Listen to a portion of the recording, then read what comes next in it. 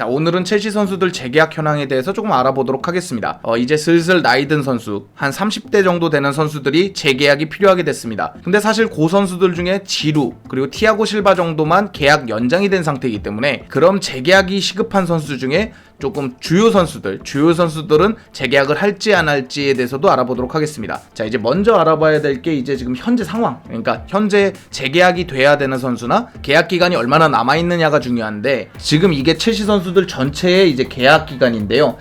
많이 남은 선수들도 있지만 아주 짧게 남은 선수들, 1년, 2년 남은 선수들도 충분히 많기 때문에 좀 주요하게 좀 보도록 하겠습니다. 하나씩 얘기해보자면, 이제 주요 선수로 치면은 이제 자파코스타. 근데 자파코스타 같은 경우에는 이제 판매가 될 확률이 높기 때문에 재계약보다는 판매 쪽으로 갈 것 같습니다. 2022년까지거든요.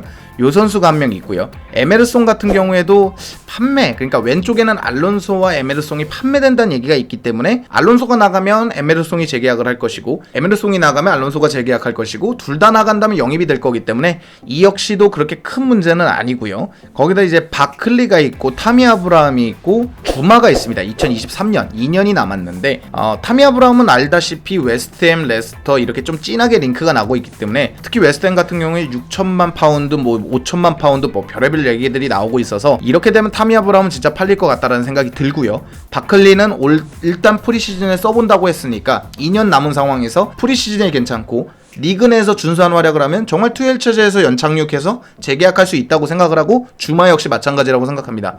특히 주마 같은 경우에는 센터백 정리가 되거나 새로 영입이 되면 조금 튕겨나갈 수 있지만, 그렇지 않다 그러면 주마 역시도 시즌 중에 계속 기용받은 다음에 재계약할지 떠날지를 정할 것 같습니다.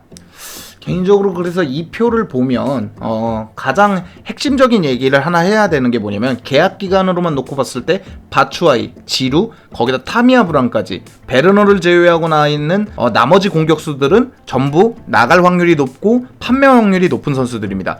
공격수 보강은 확실히 되겠구나. 파브리치 로마노는 100% 공격수 보강이 될 것이라고 얘기했던 게, 그러니까 메인 공격수가 아닐지라도 아르만도 브로자가 복귀를 하더라도 한 명이 더 필요한 상황이니까 요런 계약 기간을 보면서 그런 것도 한번 유추해 볼 수 있겠구나라는 생각을 했습니다.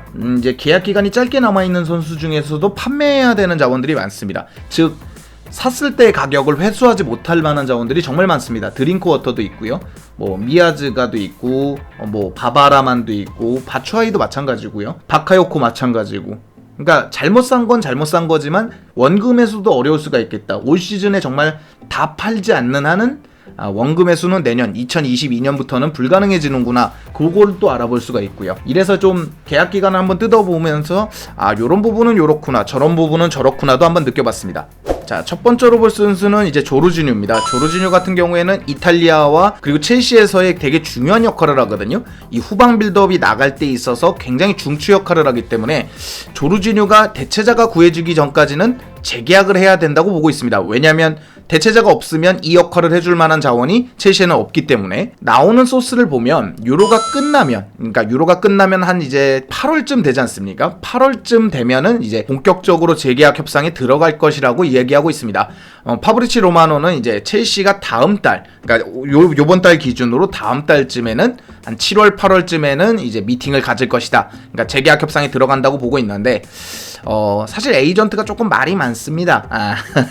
에이전트가 이제 재계약하지 않으면 그냥 FA로 나가는데 나폴리로 돌아갈 수도 있다, 이런 식으로 얘기하기 때문에 조금 재계약을 빨리 하자, 이런 식으로 양측에서, 조르지뉴와 첼시 측에서 조금 이렇게 조율을 보고 있다, 이렇게 볼 수도 있고요. 다만 조르지뉴는 2023년, 아직까지 2년은 조금 남아있기 때문에 그렇게까지 맹렬하게 급하지는 않습니다. 뭐 한 1년 후에 해도 되기는 하지만, 될 수 있으면 1년 남짓해서 재계약을 하면 첼시가 불리한 입장이기 때문에 올 시즌에 들어가지 않을까라는 생각이 듭니다. 다음은 류디거인데요. 류디거 같은 경우도 이제 유로가 끝나고 나서 재계약이 될 것 같습니다. 대체로 이제 유럽권 선수들은 유로가 끝나야만이 국대에서의 이게 정리되고 클럽으로 돌아오는 거기 때문에, 앞으로 설명드릴 선수들은 대부분 이제 유로가 끝난 후에 재계약을 할 것이다, 이렇게 보고 있습니다. 근데 류디거나 뒤에 설명드린 텐센 같은 경우에는 이제 센터백이 새롭게 논의되고 있거든요. 라모스한테 오퍼했다는 얘기도 있고, 쿤데도 있고, 뭐 줄레도 있고, 바란까지 얘기가 나오고 있습니다.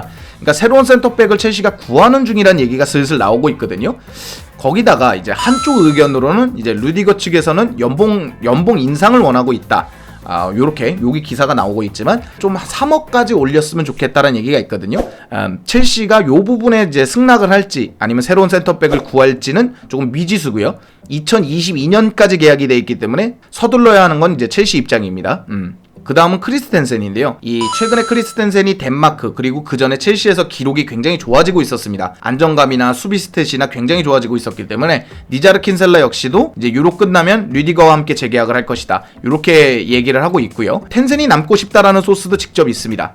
텐센이 조금 남고 싶어한다. 계속 첼시에서의 여정을 이어가고 싶어한다. 이런 얘기도 있기 때문에 거기다 이제 티아고 실바가 나이가 있기 때문에 계속 시대를 대비해야 된다는 생각을 한다면 2022년까지 남았지만 류디거보단 텐센이 재계약이 빨리 될 수도 있다. 이렇게 볼 수 있습니다. 자, 다음은 캉테인데요. 캉테 같은 경우에도 유로가 끝나야죠. 그러나 이제 프랑스가 유로가 끝났기 때문에 물밑에서는 얘기가 될 수 있다. 이렇게 볼 수가 있고요. 투엘 체제에서도 프랑스에서도 가장 빛나는 선수 중에 한 명이었던 이제 캉테이기 때문에 나이가 있기는 합니다. 30대 정책에서 첼시는 조금 신중한 편이긴 합니다. 조금 신중하기는 하지만 그래도 캉테라면 재계약이 될 것 같다라는 생각이 듭니다. 자, 거기다가 캉테는 언제나 첼시에 대한 이 애정을 계속 드러냈기 때문에 그렇게 어렵게 재계약이 될 것 같지는 않습니다. 다만 캉테가 지금은 최고 주급자지만 홀란드라든지 레반도브스키, 더 나아가서 케인도 얘기가 되고 있잖아요. 다들 이제 주급을 높게 수령할 수 있는 자원들이 있기 때문에 최고 주급자가 될지는 또 모르겠습니다. 주급은 인상이 되겠지만